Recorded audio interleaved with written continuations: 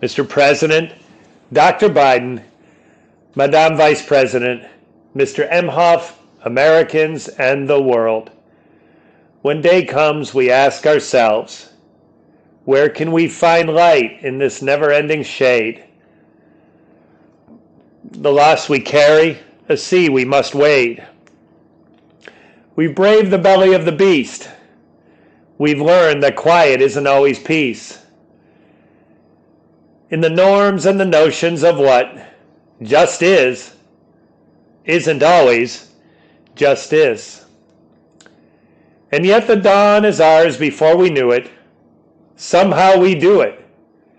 Somehow we've weathered and witnessed a nation that isn't broken, but simply unfinished. We, the successors of a country and a time where a skinny black girl descended from slaves and raised by a single mother can dream of becoming president, only to find herself reciting for one. And yet we are far from polished, far from pristine, but that doesn't mean we are striving to form a union that is perfect. We are striving to forge our union with purpose, to compose a country committed to all cultures, colors, characters, and conditions of man. And so we lift our gazes, not to what stands between us, but what stands before us. We close the divide because we know to put our future first, we must put our differences aside. We lay down our arms so we can reach out our arms to one another. We seek harm to none and harmony for all. Let the globe, if nothing else, say this is true. That even as we grieved, we grew. That even as we hurt, we hoped. That even as we tried, even as we tired, we tried. That we'll forever be tied together victorious, not because we'll never again know defeat, but because we will never again sow division.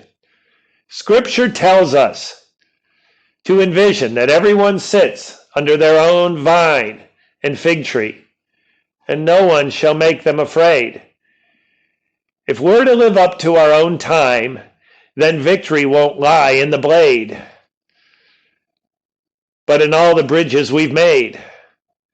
That is the promise to glade, the hill we climb, if only we dare it, because being American is more than pride we inherit.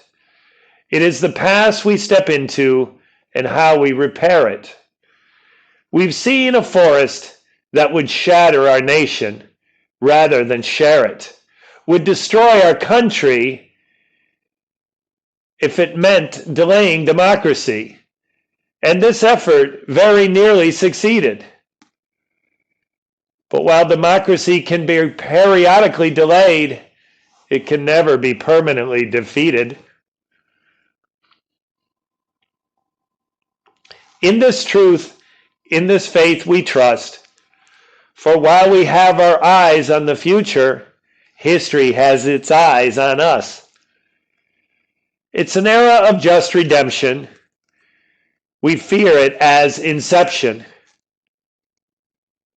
We did not feel prepared to be the heirs of such a terrifying hour, but within it, we found the power to author a new chapter, to offer hope and laughter to ourselves. So while we once asked, how could we possibly prevail over catastrophe? How we assert, how could catastrophe possibly prevail over us? We will not march back to what was, but move to what shall be.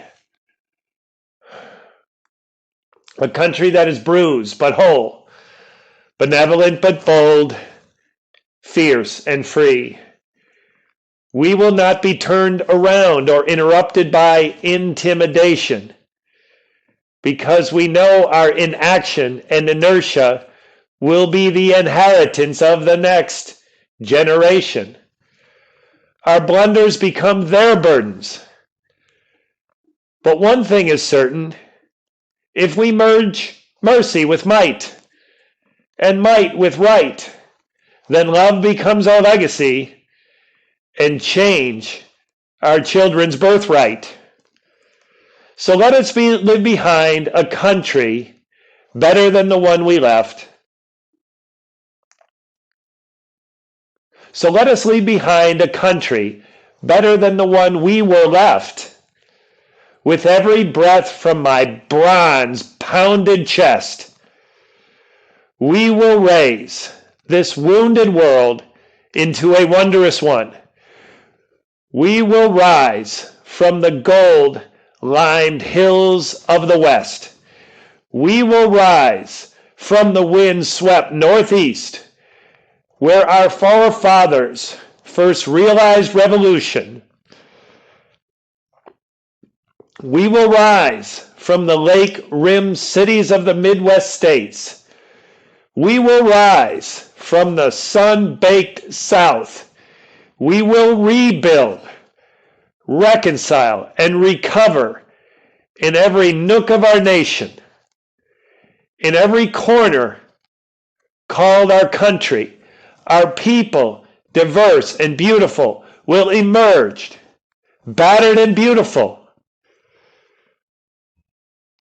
When day comes, we step out of the shade, aflamed and unafraid. The new dawn blooms as we free it, for there is always light. If only we're brave enough to see it.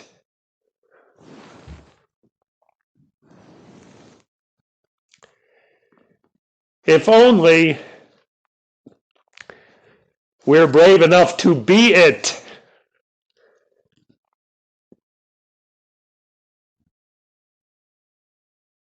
Amanda Gorman, The Hill We Climb.